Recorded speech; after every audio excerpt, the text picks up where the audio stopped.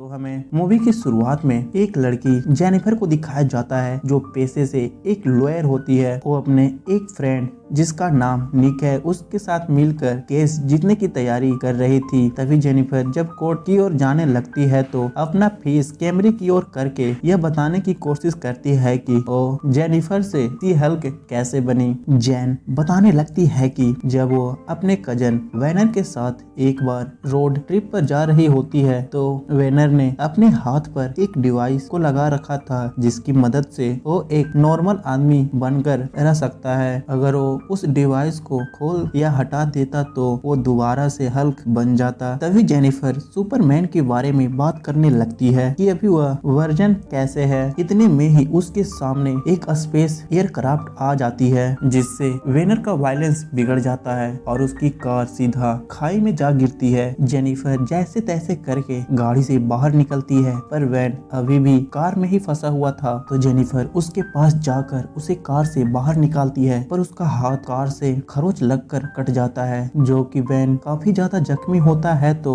उसका खून के कुछ बूंद जेनिफर के कटे हुए हाथ पे जा गिरता है जिससे उसके शरीर में कुछ हलचल सी होने लगती है। तो वो भागते हुए जंगल की ओर जाने लगती है। थोड़ी देर बाद जेनिफर जब नॉर्मल होती है तो वो खुद को एक बार में पाती है। बार के पास पहुंचकर जेनिफर एक वॉशरूम में जाकर अपना फेस धो ही रही होती है। तभी उसके पास कुछ लड़कियां आती है जो उसे अच्छे कपड़े पहनाकर उसके फेस को साफ करने लगते हैं। जेनिफर उनसे कजन के पास कॉल करने के लिए फोन मांगती है। इसके बाद वह बार से बाहर निकलकर अपने कजन का वेट कर ही रही होती है। तभी उसके पास कुछ गुंडे आकर उसे छेड़ने लगते हैं जिससे जेनिफर को गुस्सा आ जाता है और वह सी हल्क में बदल जाती है। जेनिफर को सी हल्क बनता देख सारे गुंडे वहाँ से भाग जाते हैं। सुबह जब जेनिफर की आँख खुलती है तो वह खुद को एक कमरे में पाती है और किसी ने उसके कपड़े भी बदल दिए थे। इसके बाद जब वह कमरे से बाहर निकलती है तो उसे आयरन मैन का हेलमेट दिखता है। खैर इसके बाद जेनिफर नीचे लैब में जाती है तो वह देखती है कि वेनर जो कि अब स्मार्ट हल्क बन चुका था। जेनिफर उसे पूछती है कि मैं कहाँ हूँ तो हल्क उसे बताता है कि हम अभी मैक्सिको में हैं और यह मेरा लैब है जो टोनी ने मुझे दिया था। यहीं पर हमें यह भी पता चलता है कि जब बैनर हल्क से दोबारा बैनर बना था तो उसने इसी जगह पर 5 साल बिताए थे। इसके बाद बैनर उसे बताता है कि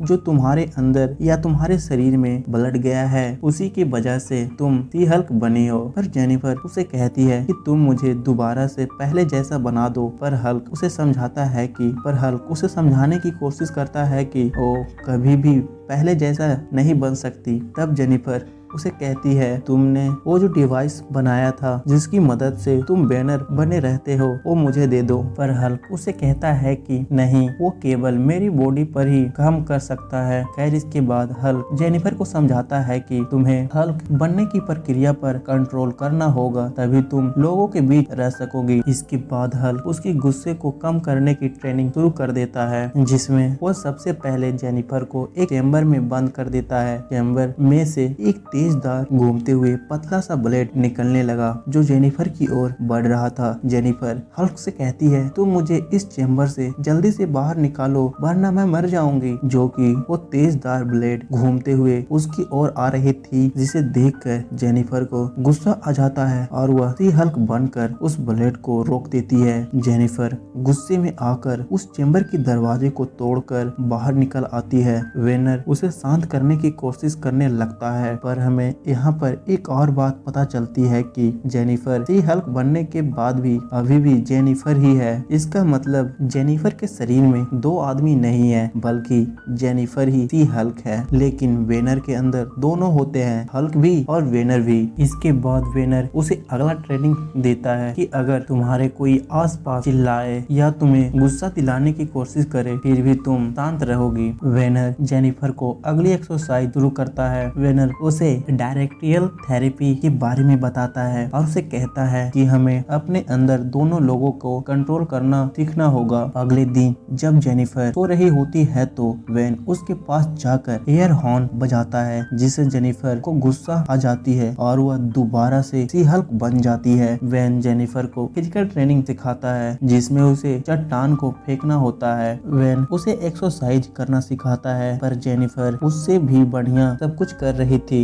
जिससे वेनर को जेलस सा फील होने लगता है। लेकिन दोनों में एक बात अलग थी कि वैन के अंदर पैशंस था जो कि जेनिफर के अंदर नहीं था। वो हर बार वहाँ से जाने की जिद करने लगती थी। जेनिफर वेनर से कहती है कि मैं अपने लाइफ में वापस कब जाऊंगी और अपनी लाइफ कब शुरू करूंगी, लेकिन वैन उसे समझाने की कोशिश करता है कि इन सब में वक्त लगता है, तुम्हें पैशंस रखना होगा। इसके बाद वैन जेनिफर को बताता है कि हल्क बनने के फायदे भी हैं, जो कि अब दोनों थक चुके थे। तो वैन उसे अपने बार में लेकर जाता है जिसे उसने अपनी दोस्त टोनी की मदद से उस बार को बनाया था। दोनों वहाँ पर दबाकर वाइन पीते हैं। सुबह होते ही जेनिफर का सिर काफी ज्यादा दर्द करने लगता है क्योंकि उसने रात में काफी ज्यादा ड्रिंकिंग कर ली थी। इसके बाद वैन उसकी दोबारा से ट्रेनिंग शुरू करता है, उसे अपने गुस्से को शांत करने के बारे में सिखा रहा होता है। तो जेनिफर उसे कहती है मैं अपने गुस्से को कंट्रोल कर सकती हूँ, जो कि मैं बचपन से करती आ रही हूँ। फिर इसके बाद वो वहाँ से अपने घर जाने लगती है और वह वैन से कहती है कि मेरी भी अपनी लाइफ है और मैं उसमें बहुत खुश हूँ। पर वैन उसे बताता है कि तुम अब एक सुपर हीरो बन गई हो, तुम्हें दुनिया को बचाना है। जिस पर जेनिफर उसे कहती है मैं अपने लाइफ में बहुत खुश हूँ और मुझे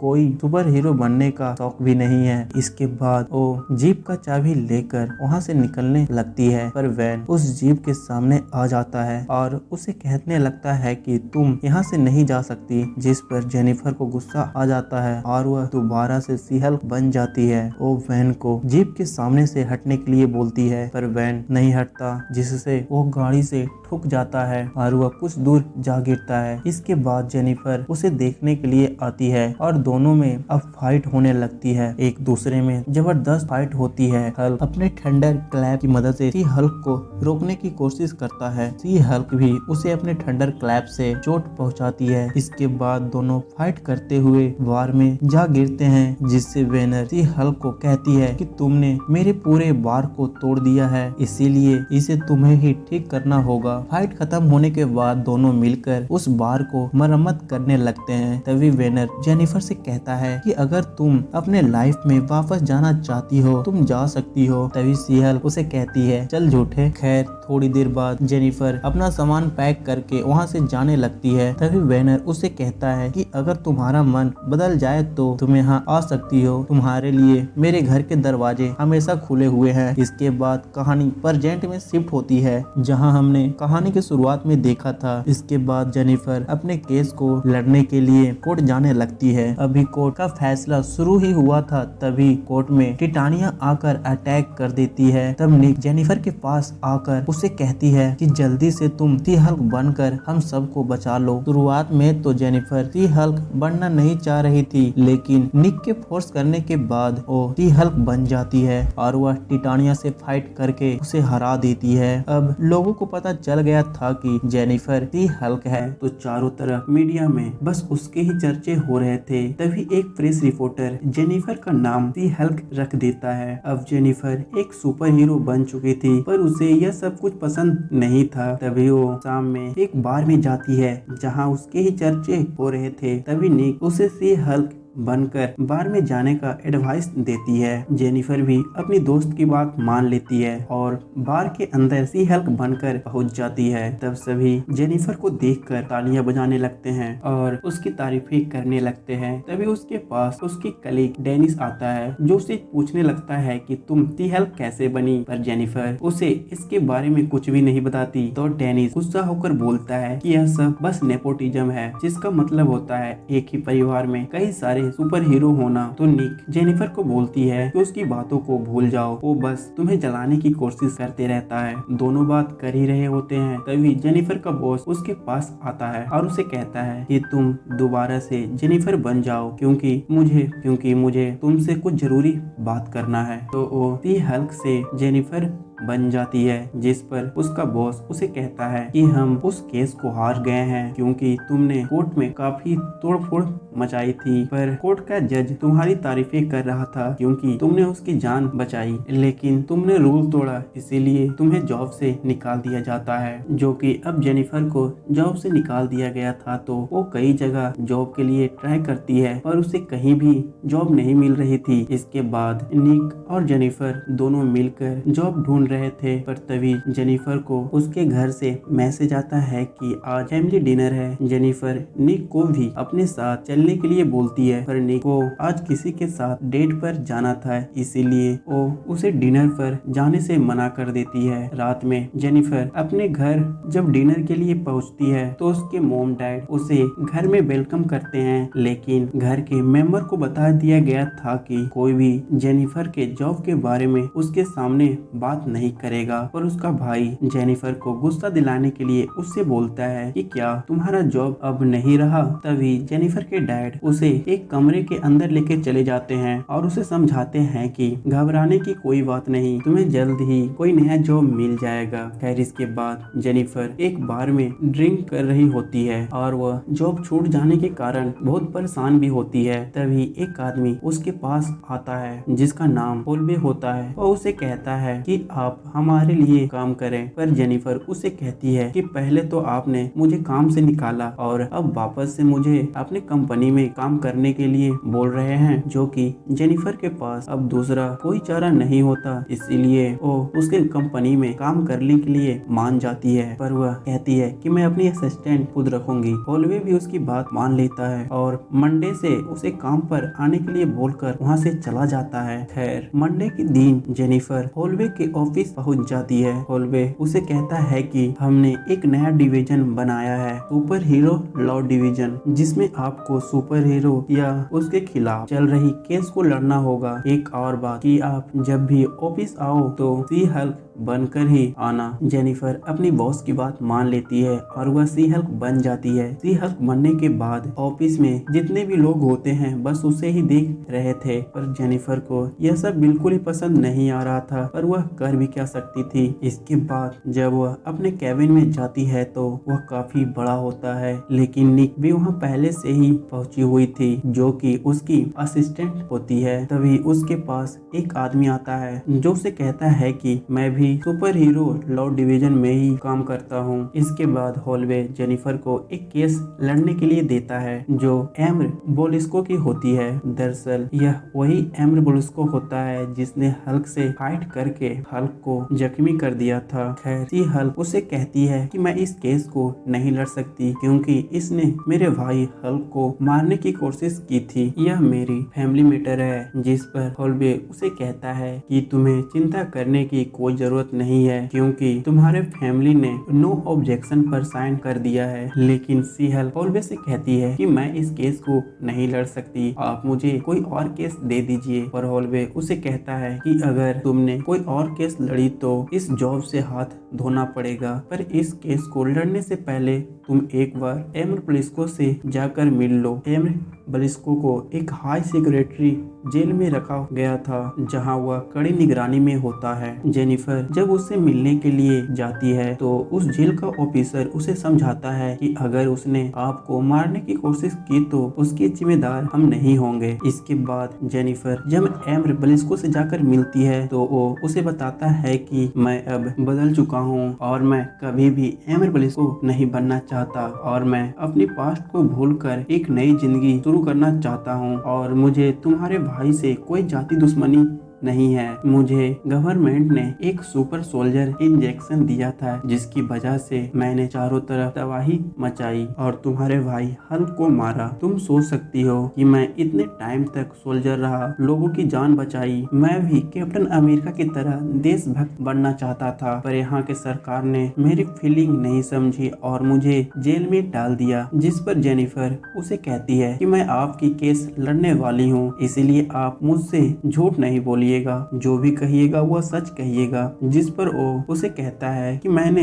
जो भी कुछ तुम्हें बताया वह सब कुछ सच है और मैंने सबको सॉरी वाला लेटर भी लिखकर भेजा। पर जेनिफर उस केस को लड़ने के लिए शाम तक का वक्त मांगती है। इसके बाद वो घर जाकर हल्क को सारी बातें बताती है और वह हल्क से कहती है कि अगर तुम नहीं चाहते हो तो मैं इस केस को नहीं लड़ूंगी। लेकिन हल्क उससे कहता है कि तुम उस केस को लड़ो क्योंकि वो सारी पुरानी पुरानी बातें हैं जो कि अब मैं भूल चुका हूँ और वह बदल भी गया है। मुझे उसका सॉरी वाला लेटर भी मिला था। इसके बाद जेनिफर उसे कहती है क्या तुम्हारा घर आने का प्लान है, जिस पर वो कहता है कि ऐसा तो कोई प्लान अभी नहीं है। तभी हम देखते हैं कि हल्क उसी साकार वाले शिप पर बैठकर कहीं जा रहा है। खैर जेनिफर अपने बॉस हॉलवे से कहती है कि मैं इस केस को लड़ने के लिए तैयार हूँ, पर हॉलवे उसे कहता है कि इस केस को लड़ने से पहले एक बार अपने टीवी को देख लो, जिसमें हम देखते हैं कि एम्र बोरीबोलिस्को सॉन्ग चीन से फाइट कर रहा है। जब जेनिफर एम्र बोलिस्को को फाइट करते हुए देखती है तो वो गुस्से में उसके पास जाती है और उसे कहती है तुम जेल तोड़कर यहाँ से क्यों भागे। तो एम्र बोलिस्को उसे बताता है मैं जेल तोड़कर भागा नहीं, बल्कि ओंग ने मुझे यहाँ से भागने पर मजबूर किया। जेनिफर ये सारी बातें निक को बताती है तो निक ओंग के बारे में बताती है कि इसके बारे में गूगल पर भी कोई सही से जानकारी नहीं है, या तो यह नेपाल का है या चाइना का। तो जेनिफर ओंग से कांटेक्ट करने के लिए उसे ईमेल करती है। न्यूज पर भी सी हल्क के बारे में ही चर्चाएं हो रही थी, क्योंकि वो एम बलिस्को की केस लड़ रही होती है। दरअसल लोग चाहते थे कि एम बलिस्को जेल से बाहर ना निकले, क्योंकि उसने शहर में काफी ज्यादा तबाही मचाई थी। तभी हम एक लॉयर को देखते हैं जिसका नाम गिडियन विलियमसन होता है। गिडियन यह वही आदमी होता है जिसने एम बलिस्को को गिरफ्तार करवाया था। गिडियन भी हल्क से बदला लेना चाहता था, क्योंकि उसी की वजह से ही उसके बेटे की डेथ हुई थी। इधर निक सी हल्क को मीडिया के पास जाकर इंटरव्यू देने के लिए फोर्स करती है, पर सी हल्क को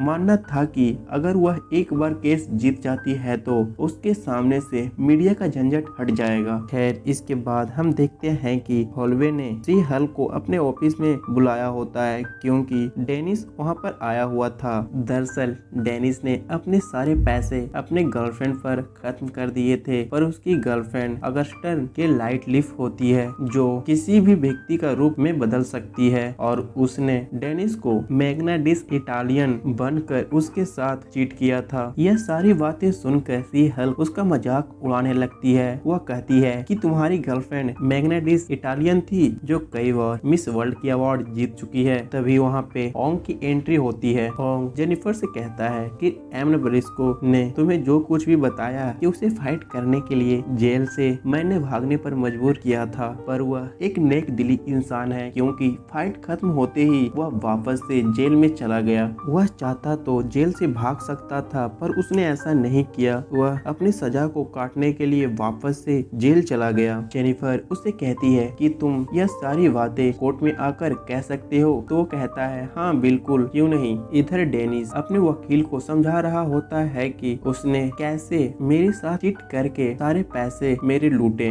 डेनिस चाहता था कि वे सारे पैसे लाइट लिफ से ले और उसे सजा हो। इतना कहकर डेनिस वहाँ से चला जाता है, पर हम देखते हैं कि दोबारा से डेनिस वहाँ पर आता है और वह उससे कहता है कि मैं इस केस को वापस लेना चाहता हूँ, पर अगस्टन समझ जाता है कि यह डेनिस नहीं है बल्कि वो जादूगरनी लाइट लिफ है। वो उस पर गुस्सा करके उसे अपने कैबिन से बाहर निकाल देता है। खैर इसके बाद जेनिफर जेल पहुँच जाती है और केस का फैसला आगे बढ़ता है। जज उसे पूछता है कि तुम्हारा गवाह कहाँ है, लेकिन अभी तक होंग कोर्ट नहीं पहुँचा था। तो जेनिफर कहती है कि जब तक मेरा गवाह आता है तब तक एम्र बलिस्को से कुछ सवाल पूछ लेते हैं। एम्र बलिस्को से जज पूछते हैं कि तुम यहाँ से बाहर जाने के बाद कहाँ रहोगे और क्या करोगे, जिस पर वो उन्हें बताता है कि मेरा अपना प्लॉट है, मैं वहीं पर रहकर लोगों को योगा सिखाऊंगा। पर जज उसे कहता है कि तुम इतने पैसे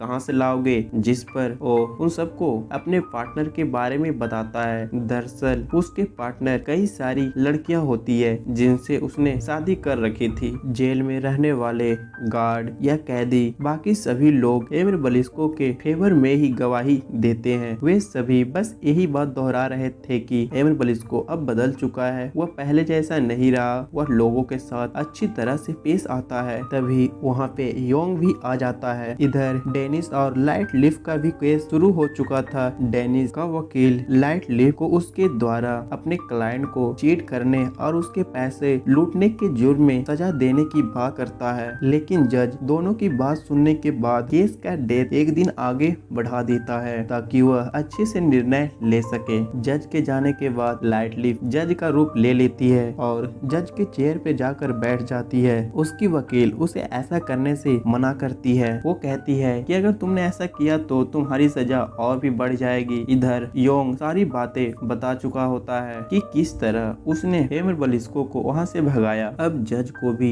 एमिल ब्लिस्को पर विश्वास होने लगा था। तब एक जज उसे पूछती है कि अगर तुम कभी भी अपने जायंट या दानव वाले रूप पे आओगे तो तुम किसी को भी नुकसान या किसी को मारोगे नहीं। तभी एमिल ब्लिस्को उन सबसे कहता है कि अगर आपको मेरी बातों पर विश्वास नहीं है तो मैं अभी जायंट बनकर दिखाता हूँ। जेनिफर उसे ऐसा करने से मना करती है, लेकिन वो एक जायंट बन जाता है, पर वह खुद पर अब कंट्रोल कर सकता है। वह बिल्कुल नॉर्मल व्यक्ति की तरह व्यवहार करता है। खैर इसके बाद अब जज को भी उस पर विश्वास हो जाता है, इसलिए वह जेनिफर से कहते हैं कि हमें अपना आखिरी फैसला सुनाने के लिए थोड़ा सा वक्त चाहिए। इसके बाद वे योंग से कहते हैं कि उसने एमिल ब्लिस्को को जेल से भगाया, इसीलिए उसे भी सजा मिलनी चाहिए। ये सारी बातें सुनकर योंग वहाँ से भाग जाता है। इधर मीडिया एक अलग ही न्यूज सुना रही होती है कि जेनिफर के पेट में एमिल ब्लिस्को का बच्चा पल रहा है, इसीलिए वो उसे बाहर निकालना चाहती है। इसके बाद निक जेनिफर और अगस्टन को एक बार में देखते हैं। तभी अगस्टन जेनिफर से पूछता है कि तुम तो डेनिस को अच्छी तरह से जानती होगी क्योंकि वह तुम्हारे साथ काम कर चुका है, इसलिए क्या तुम मेरी मदद करोगी? जेनिफर भी उसकी मदद करने के लिए तैयार हो जाती है। अगले दिन जेनिफर गवाही देने के लिए कोर्ट में पहुंचती है। जेनिफर की गवाही से केस अगस्टन के फेवर में होता है, इसीलिए नाइट एल्फ को सजा सुनाई जाती है कि उसने जितने भी पैसे डेनिस के खर्च करवाए हैं वो सारे पैसे भरनी होगी और उसे 65 दिनों की सजा सुनाई जाती है। अब जब केस जीत कर सभी कोर्ट से बाहर निकल रहे होते हैं तो डेनिस कहता है कि अगर लाइट लीफ की पावर छीन ली जाती तो कितना अच्छा होता। वो कभी भी किसी के साथ चीट नहीं करती। यह सुनकर जेनिफर को एक आइडिया आता है, जिसके बाद हम देखते हैं कि जेनिफर एमिल ब्लिस्को के पास होती है तो जज उसकी बातों और गवाहों को ध्यान रखते हुए एमिल ब्लिस्को को रिहा कर देते हैं, पर एक शर्त रखी जाती है कि अगर वह दोबारा से जायंट बनने की कोशिश की या किसी को मारा तो उसे पकड़कर जेल में डाल दिया जाएगा। इसके बाद जेनिफर जब अपने घर की तरफ जा रही होती है तो तभी उसे कुछ गुंडे आकर घेर लेते हैं और उसे फाइट करने लगते हैं। जेनिफर भी सी हल्क बनकर सभी को बहुत ही बुरी तरह पीटती है, जिससे डर कर वे सारे गुंडे वहां से भाग जाते हैं। खैर अगले दिन हम जेनिफर को अपने ऑफिस में मैग्ना इटालियन के साथ डांस करते हुए देखते हैं और इसी के साथ यह एपिसोड भी समाप्त हो जाता है। मिलते हैं अगले पार्ट में, फिलहाल के लिए बाय।